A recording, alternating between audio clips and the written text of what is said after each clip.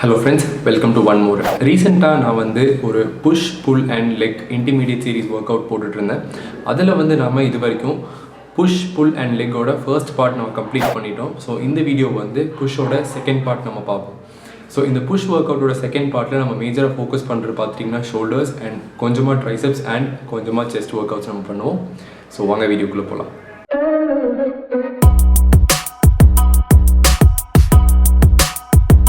So push work அவுட்டோட second பார்ட்டில் நம்ம பண்ண போகிற ஃபர்ஸ்ட் எக்ஸசைஸ் பார்த்துட்டிங்கன்னா flat bench press. So flat bench press பற்றி நான் ரொம்ப சொல்ல தேவை கிடையாது. நிறைய பேர்த்துக்கு வந்து அது ஒரு ரொம்ப பேசிக்கான ஒரு எக்ஸசைஸ் கூட. ஸோ யாருமே ஜிம்முக்கு போகும்போது அவங்க எக்ஸைட்டடாக ட்ரை பண்ணக்கூடிய ஒரு எக்ஸசைஸில் பார்த்துட்டிங்கன்னா பைசப் ஒர்க் அவுட்ஸ் இருக்கும், செஸ்ட் ஒர்க் அவுட்ஸ் இருக்கும். அண்ட் செஸ்ட் ஒர்க் அவுட்டில் ரொம்பவே காமனான எக்ஸசைஸ் பார்த்துட்டிங்கன்னா ஃப்ளாட் பெஞ்ச் ப்ரெஸ் தான். ஸோ ஃபர்ஸ்ட் எக்ஸசைஸ் வந்து flat bench press. So flat bench press பண்ணும்போது நீங்கள் கவனிக்க வேண்டிய ஒரே ஒரு விஷயம் என்னென்னா, எல்போஸ் வந்து உங்களோட பாடிக்கு ஒரு வி ஆங்கிளில் இருக்கிற மாதிரி நீங்கள் பார்த்துக்கணும். ரொம்பவே அவுட்வர்டாக எல்போஸை வச்சு நீங்கள் ப்ரெஸ் பண்ணக்கூடாது. ஸோ அப்படி நீங்கள் ப்ரெஸ் பண்ணும்போது என்ன ஆகுனா, உங்களுக்கு தேவையில்லாத லோடு வந்து ஷோல்டருக்கு போகும், செஸ்ட் ஆக்டிவேஷன் வந்து ரொம்ப கம்மியாக இருக்கும். செகண்ட் வேரியேஷன் பார்த்துட்டிங்கன்னா incline dumbbell press. So incline dumbbell press வந்து ஒரு upper chest workout. So இந்த இன்க்ளைன் டம்பிள் ப்ரெஸ் வந்து ஃப்ளாட் பெஞ்ச் ப்ரெஸ் மாதிரியே தான், ஒரு பெரிய காம்ப்ளிகேஷன்ஸ் இதில் எதுவும் கிடையாது. ஸோ இந்த இன்க்ளைன் ப்ரெஸ் பண்ணும்போது நீங்கள் கவனிக்க வேண்டிய ஒரு விஷயம் என்னென்னா, நிறைய பேர் வந்து ரொம்ப ஹை இன்க்ளைனில் போட்டு பண்ணுவீங்க. ஸோ இந்த ஹை இன்க்ளைனில் வச்சு நீங்கள் பண்ணும்போது உங்களோட அப்பர் செஸ்ட் விட உங்களோட ஃப்ரண்ட் டெல்டாய்ட் தான் நிறைய ஒர்க் அவுட் ஆகும். ஸோ உங்களுக்கு நல்ல ஒரு அப்பர் செஸ்ட் ஆக்டிவேஷன் உங்களுக்கு வேணும்னா நீங்கள் வந்து உங்களோட பெஞ்சை வந்து பிட்வீன் ஒரு 30 to ஒரு 60 டிகிரி ஆங்கிளில் வச்சு பண்ணுங்கள். இந்த ஆங்கிள் வந்து எல்லாத்துக்குமே சேமாக இருக்காது. ஒவ்வொருத்தங்களுக்கும் ஒவ்வொரு ஆங்கிளில் வந்து நல்ல எஃபெக்டிவ்னஸ் தெரியும். ஸோ உங்களுக்கு எந்த ஆங்கிளில் நல்ல எஃபெக்டிவாக இருக்குங்கிறது வந்து நீங்கள் தான் எக்ஸ்பெரிமெண்ட் பண்ணி கண்டுபிடிக்கணும். இந்த புஷ் ஒர்க் அவுட்டில் வந்து தேர்ட் எக்ஸசைஸ் என்னன்னு பார்த்துட்டிங்கன்னா ஷோல்டர் ப்ரெஸ். ஸோ நீங்கள் எந்த ஒரு ஷோல்டர் ஒர்க் அவுட் வீடியோ பார்த்தீங்கனாலும் அதில் காமனாக இருக்கிற ஒரு ஒர்க் அவுட் பார்த்துட்டிங்கன்னா ஷோல்டர் ப்ரெஸ்ஸாக தான் இருக்கும். ஸோ ஷோல்டர் ப்ரெஸ் யூஸ்வலி பார்பெல்லில் பண்ணலாம், இல்லாட்டி மெஷினில் பண்ணலாம், இல்லாட்டி டம்பலில் கூட பண்ணலாம். பட் நம்ம இந்த ஒர்க் அவுட்டில் வந்து டம்பல் ஷோல்டர் ப்ரெஸ் பண்ண போகிறோம். ஸோ டம்பல் ஷோல்டர் ப்ரெஸ் வந்து ரொம்பவே ஒரு ஸ்ட்ரெயிட் ஃபார்வர்டான ஒரு எக்ஸசைஸ். நான் உங்களுக்கு அதை பற்றி ரொம்ப எக்ஸ்ப்ளனேஷன் கொடுக்க தேவையில்லை. ஸோ நான் இதுக்கான எக்ஸ்ப்ளனேஷன் நான் நிறுத்திக்கிறேன். ஃபோர்த் எக்ஸசைஸ் என்னென்னு பார்த்துட்டிங்கன்னா டம்பல் லேட்ரல் ரைசஸ். ஸோ இந்த டம்பல் லேட்ரல் ரைசஸ் வந்து உங்களோட சைட் டெல்டாய்டு, அதாவது உங்களோட டெல்டாய்டு வந்து நல்லா உங்களுக்கு ரவுண்டான லுக் வேணும்னா நீங்கள் இந்த எக்ஸசைஸை வந்து நீங்கள் கண்டிப்பாக ஸ்கிப் பண்ணாமல் பண்ணணும். ஸோ நிறைய பேர் வந்து எனக்கு நல்லா ரவுண்டட் டெல்டாய்ட்ஸ் வேணும்னு கேட்குறீங்களே. ஸோ அதுக்கு நீங்கள் மெயினாக ஃபோக்கஸ் பண்ண வேண்டியது வந்து இந்த எக்ஸசைஸ் தான்.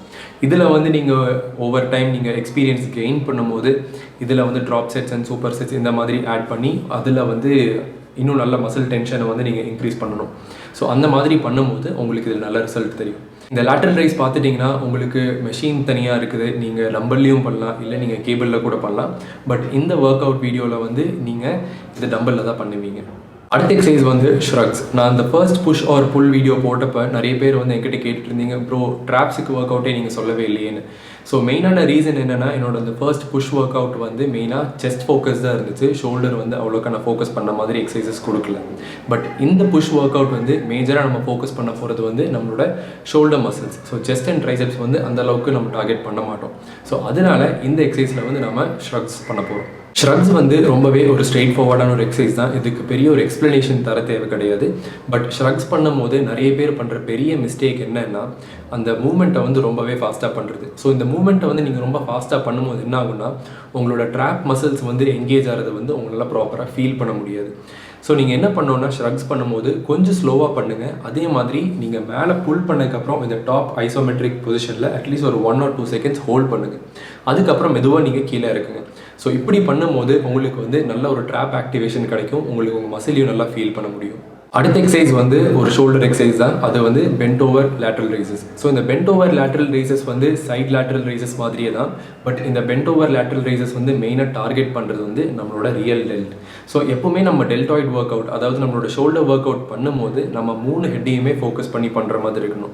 ஸோ இந்த மாதிரி பண்ணும்போது தான் நம்மளுக்கு அந்த கம்ப்ளீட் ரவுண்டட் லுக் கிடைக்கும். நீங்கள் வெறும் ஃப்ரண்ட் டெல்டாய்டும் உங்கள் சைட் டெல்டாய்டும் நீங்கள் பண்ணிங்கன்னா உங்களுக்கு ஃப்ரண்ட்லேருந்து பார்க்கும்போது அந்த ரவுண்டாக இருக்கிற மாதிரி அப்பியரன்ஸ் தெரியும். பட் பின்னாடி சைட்லேருந்து யாராவது உங்களை நோட்டீஸ் பண்ணாங்கன்னா எப்படி இருக்குன்னா, ரொம்பவே ஃப்ளாட்டாக இருக்கிற மாதிரி இருக்கும். ஸோ அது வந்து ஒரு கம்ப்ளீட் லுக் கொடுக்காது.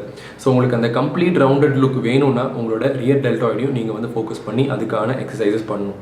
ஸோ அதுக்கான மெயின் எக்ஸசைஸ் என்னென்னு பார்த்துட்டிங்கன்னா பெண்ட் ஓவர் லேட்ரல் ரைசஸ் வந்து ஒன் ஆஃப் தி எக்ஸசைசஸ். இதோட நம்மளோட ஷோல்டர்ஸ் அண்ட் செஸ்ட் எக்ஸசைசஸ் முடிஞ்சிருச்சு. அடுத்தது வந்து நம்மளோட ட்ரைசப் எக்ஸசைசஸ் பார்ப்போம்.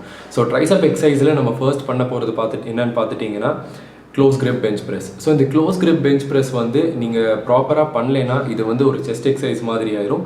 ஸோ இதை மெஜாரிட்டியாக வந்து நம்ம ட்ரைசப் எக்ஸசைஸாக நம்ம ஃபோக்கஸ் பண்ணி பண்ணுவோம். ஸோ இது ட்ரைசப் எக்ஸசைஸாக ஃபோக்கஸ் பண்ணி பண்ணோன்னு என்ன பண்ணோன்னா உங்களோட பாரை வந்து நீங்கள் க்ளோஸாக ஹோல்ட் பண்ணியிருக்கும் போது ஃபுல்லாக கம்ப்ளீட்டாக மேலே நீங்கள் எக்ஸ்டெண்ட் பண்ணணும்னு தேவையில்லை. ஏன்னா நீங்கள் கம்ப்ளீட்டாக மேலே எக்ஸ்டெண்ட் பண்ணிட்டீங்கன்னா அப்போ வந்து உங்களோட செஸ்ட் மசில்ஸ் லாக் ஆகும். நம்மளுக்கு வந்து அது தேவை கிடையாது. நம்மளுக்கு அந்த ஃபுல் டென்ஷன் வந்து நம்மளோட ட்ரைசப்ஸ்லேயே தான் இருக்கணும். ஸோ ஒரு ஆல்மோஸ்ட் ஹாஃப்வே தாண்டி உங்கள் பாரை ஸ்டாப் பண்ணிட்டு நீங்கள் கீழே இறக்கிடுங்க. ஸோ அந்த மாதிரி பண்ணும்போது அந்த வெயிட்டோட லோடு வந்து உங்களோட ட்ரைசப்ஸ்லேயே நீங்கள் ஃபீல் பண்ணிட்டு இருப்பீங்க. அடுத்த ட்ரைசப் எக்ஸசைஸ் என்னென்னு பார்த்துட்டிங்கன்னா rope push down. So rope push down வந்து நார்மல் புஷ் டவுனோட கொஞ்சம் ட்ரிக்கியான மூவ்மெண்ட். பட் உங்களுக்கு இந்த ஹார்ஸ் ஷூ மாதிரி ட்ரைசப் லுக் வேணும் அப்படின்னு தோணுச்சுன்னா நீங்கள் இந்த எக்ஸசைஸை நீங்கள் ஸ்கிப்பே பண்ணக்கூடாது. ஸோ இந்த ட்ரைசப் எக்ஸசைஸ் எப்படி பண்ணோன்னா நீங்கள் நிறைய பேரை பார்த்தீங்கன்னா ஸ்ட்ரெயிட்டாக இப்படி புல் பண்ணிட்டு இருப்பீங்க. அந்த மாதிரி பண்ணும்போது உங்களுக்கு வந்து அந்த ஷார்ப் லுக் கிடைக்காது. பட் உங்களுக்கு வந்து இந்த சைடில் வந்து உங்களுக்கு அந்த ஷார்ப் லுக் வேணும்னா நீங்கள் வந்து இந்த ரோப் புஷ் டவுன் வந்து ஸ்கிப் பண்ணாமல் பண்ணுங்கள். இதில் மெயினான ஒரு பாயிண்ட் என்னென்னா உங்களோட ட்ரைசப் எக்ஸ்டென்ஷன் பண்ணும்போது நீங்கள் கம்ப்ளீட்டாக அவுட் சைடு வந்து நீங்கள் எக்ஸ்டெண்ட் பண்ணணும். ஸோ அந்த மாதிரி பண்ணும்போது தான் உங்களோட ட்ரைசப்ஸ் வந்து ஃபுல்லாக லாக் ஆகும். கடைசி எக்ஸசைஸ் என்னென்னு பார்த்துட்டிங்கன்னா ட்ரைசப் கிக் பேக். ஸோ இந்த ட்ரைசப் கிக் பேக்கும் நம்மளோட ட்ரைசப்ஸ்க்கு நல்ல ஒரு ஃபுல் டெவலப்மெண்ட் கொடுக்கறதுக்கு ரொம்பவே ஒரு இம்பார்ட்டண்ட்டான எக்ஸசைஸ்.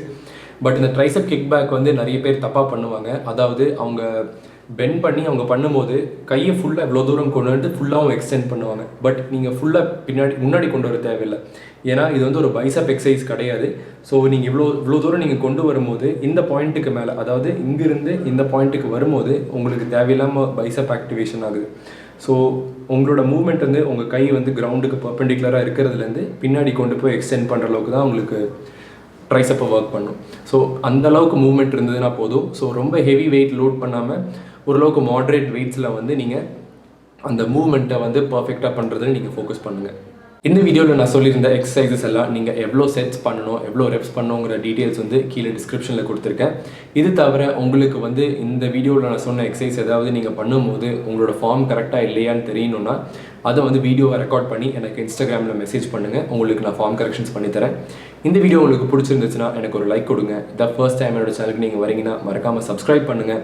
அப்படியே கூட அந்த பெல் ஐக்கானையும் ப்ரெஸ் பண்ணுங்கள். என்னோட பேர் ஆஷிக். நான் ஒரு certified advance physique transformation expert.